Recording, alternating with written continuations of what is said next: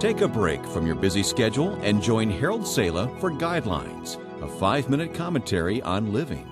The world of a certain businessman was coming apart, and as he talked about his troubles, a friend said, "What you need is a dose of 4610. 4610? This was new stuff to him. He knew what a 357 was and a 38. Those are calibers of handguns, both of which are very lethal, very powerful. "What's a 4610? He asked. Instead of replying directly, the friend intimated that he would send him something and he would understand. Days later, the businessman received a padded envelope in the mail.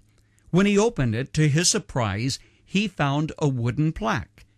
And on the face of the plaque was an engraved inscription with the numerals 46:10. He turned it over and found these words of explanation: "Be still and know that I am God." Psalm 46:10. "Ah," you exclaim, "that's what a 4610 is." I am absolutely amazed at the number of people who find greater strength in the power of a weapon, a cold piece of steel, than in the promises of the Almighty. On a personal note, my family will never forget the experience we had shortly after we moved to Manila.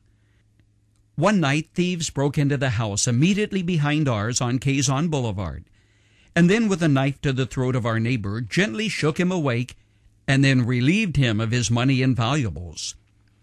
They crawled across the wall separating our two homes, and that was when our daughter, then a teenager, woke up hearing the voices of men crouched under the window whispering, "Americanos."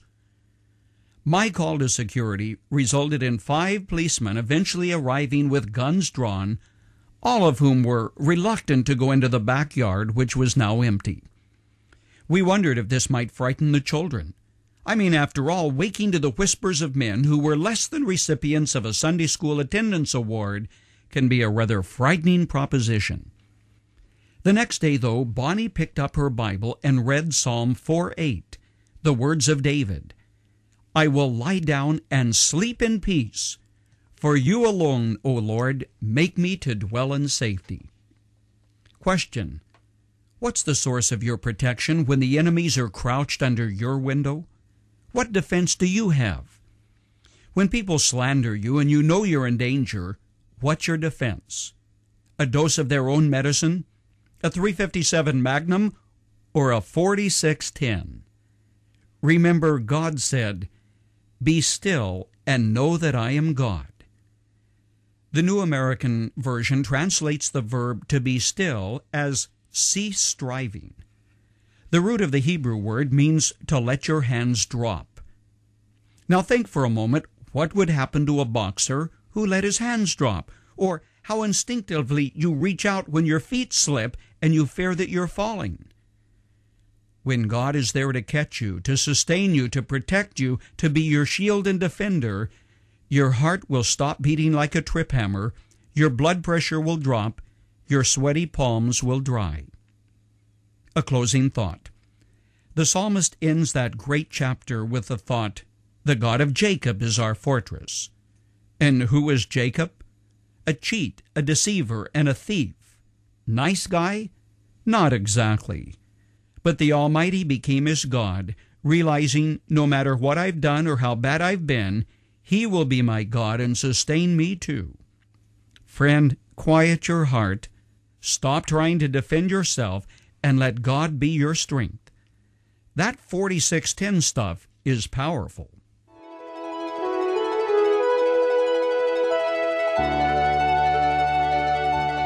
Who needs the cold steel of a gun when the promises of the Almighty are yours? The angel of the Lord camps around them that fear Him. He's a stronghold and a defender and a helper. I'm Harold Sala, encouraging you to take your Bible and look up Psalm 46:10. Be still and know I am God. I'm Dr. Harold Sala. You can download what you've just heard at our website, guidelines.org.